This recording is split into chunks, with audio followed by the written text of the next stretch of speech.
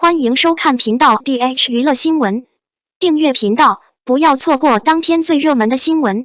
我们今天的时事通讯涵盖以下内容：杨紫《长相思》第16集恢复女装，前4集印象更新。热播剧《长相思》前4集让不少观众着迷。作为非原著党的纯粹剧粉，他们都纷纷分享了看完后的感受。该剧以上古神话为背景，分为神族、人类、妖族3大种族。第1集主要铺垫整体故事的背景，讲述神族各国之间的战争，为主角们命运的重大转变奠定基础。其中，女主角逍遥成年后化身小镇医生梅小六，并以男装亮相。这样的设定让粉丝们对杨紫的演技赞不绝口。她成功地呈现了一个充满街头生活的普通人形象，从走路姿势到手势都流露出男孩子气的特征。男主方面，剧中3位男主分别是张万一饰演的表弟轩轩、邓伟饰演的涂山烬、谭健次饰演的香柳。他们与女主角逍遥之间的情感线也引起了粉丝的热议。轩轩作为小瑶的青梅竹马，从小一起经历了很多事情，为他们的感情奠定了基础。然而，由于某些原因，两人被迫分开300年，重逢时却都认不出对方了。尤其让人心碎的是，预告片中，轩轩为了另一个妹妹殴打了小六。这个剧情让观众期待轩轩认出逍遥后的感情发展。作为一名乞丐，涂山烬刚出场时舞台上伤痕累累，给人留下了深刻的印象。他和小六发展了安稳平静的生活，但是当小六遇到危险，第一次相信别人的时候，他选择了留下小六。这一集令人失望，让观众对他的性格产生了一些质疑。香柳是上古9头巨蛇妖，性格冷酷，最初对小六怀有敌意。不过观众对他的期待也越来越高，希望看到他的冰川被小流融化，相信他的角色会有更多的发展。除了男主的感情线之外，观众也对这部剧的整体制作水平给予了高度评价。剧中的妆容、场景、演员演技、特效都表现出了出色的表现力，尤其是小动物的造型更加生动可爱。杨紫曾表示，《长相思》是一部自己非常投入的作品，拍完之后很难演戏。她的表现也赢得了粉丝的一致好评。目前，粉丝们对剧情的后续发展充满期待，纷纷表示对剧情越来越着迷。而大剧《长相思》的前4集就让观众意犹未尽，迫不及待地想看看后续剧情的发展。杨紫新剧女扮男装，眼线睫毛精致，作为假男人古装剧备受争议。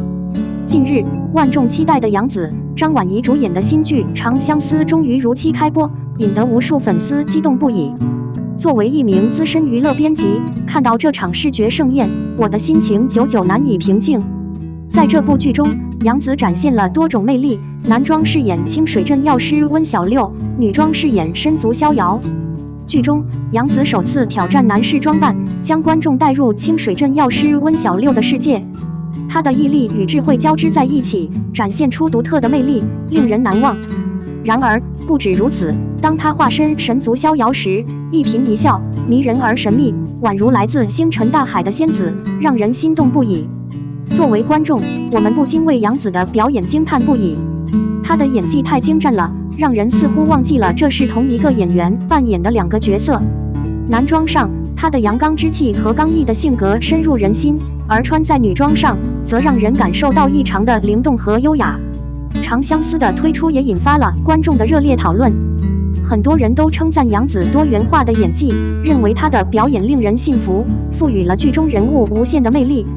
同时，也有粉丝表示，这部剧将成为杨紫演艺事业的又一个巅峰。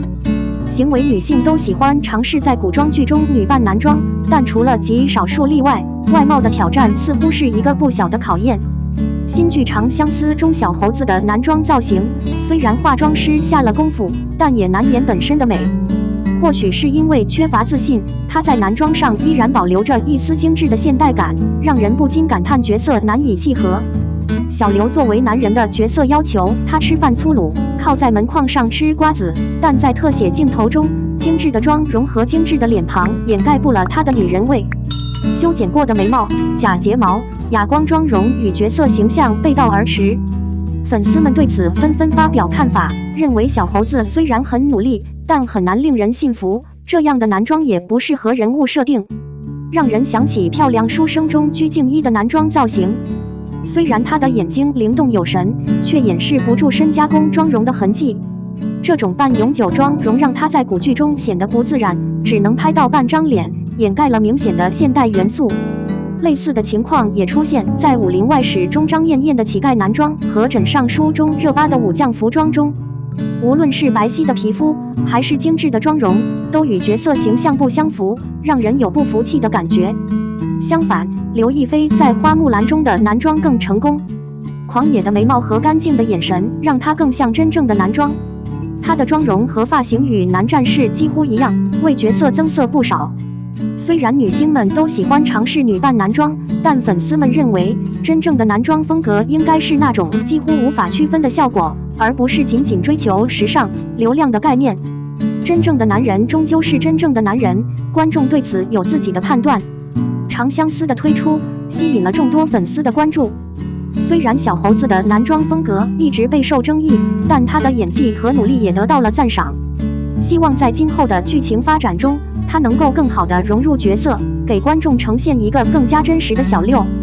粉丝们对这部剧还是充满期待的，希望看到长相思取得更大的成功。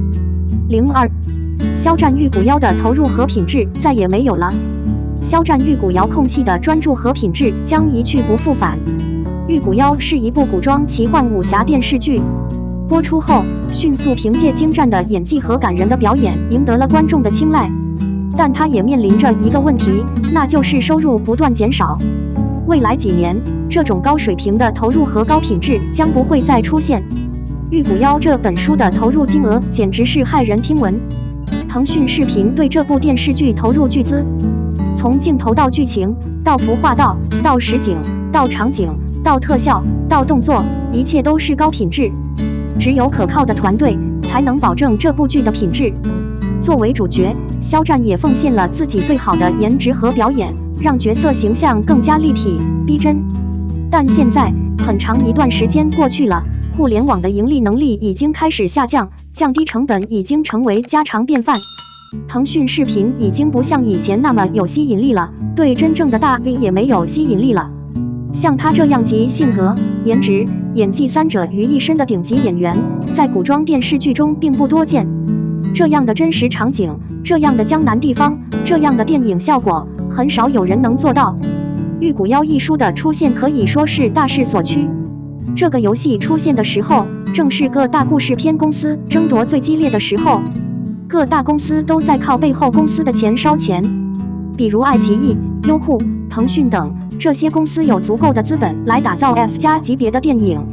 但腾讯视频虽然是土豪，但在他的几个顶级节目中，也存在着各种腐败、各种诈骗、各种尔虞我诈、各种丑陋画面。电影《玉骨遥》就像是另类，它拥有可靠的团队，无论是镜头、剧情、服装、场景、特效，还是动作，都保持着高品质。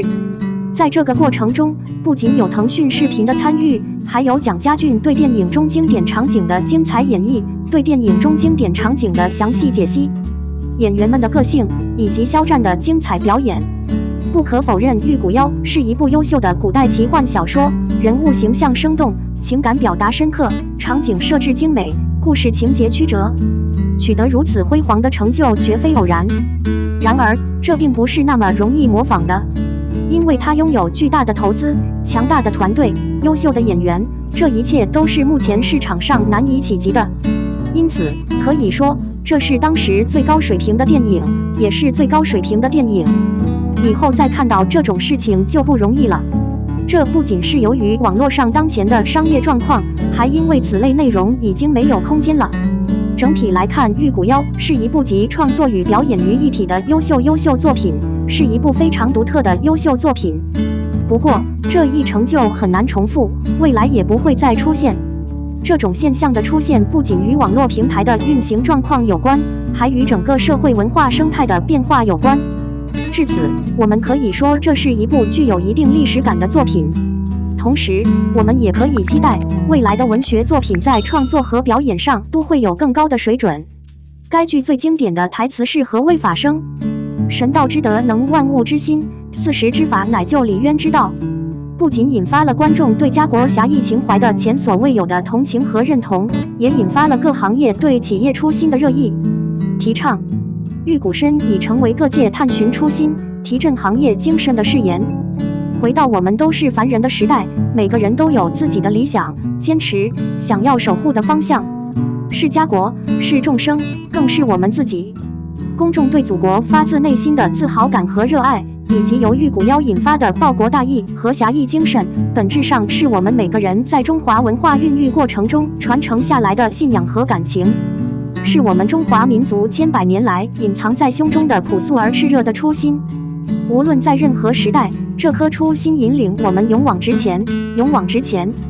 能够引发如此积极的讨论，是一部有着深厚背景的优秀作品应有的职责，也是它能够受到观众好评的原因。我们一直期待这样的优秀作品，除了视觉美感的享受和人物命运的共享，我们更期待的是一份文化遗产中朴素价值观的认可和回归。对年轻一代的影响远远大于之沉迷于爱情的电子芥末。时代需要这样的作品，也需要这样认真的实践者。无论是王牌部队中的顾一夜，还是梦海中的肖春生，再到现在的玉骨，肖战一直在讲述普通人选择和抉择的力量的故事，深入挖掘能够触动大众、引起共鸣的人物特征，传递作品的正能量。这也是肖战作为一名文艺工作者的初心。接下来徐克讲述郭靖大侠的故事，他又会讲述怎样的选择呢？这确实值得期待。听着，春风很快就会来。双引号。我们的新闻部分文此结束，欢迎把你们的想法留在评论区，大家一起讨论一下。欢迎，也别忘了帮我点个赞加关注谢谢大家。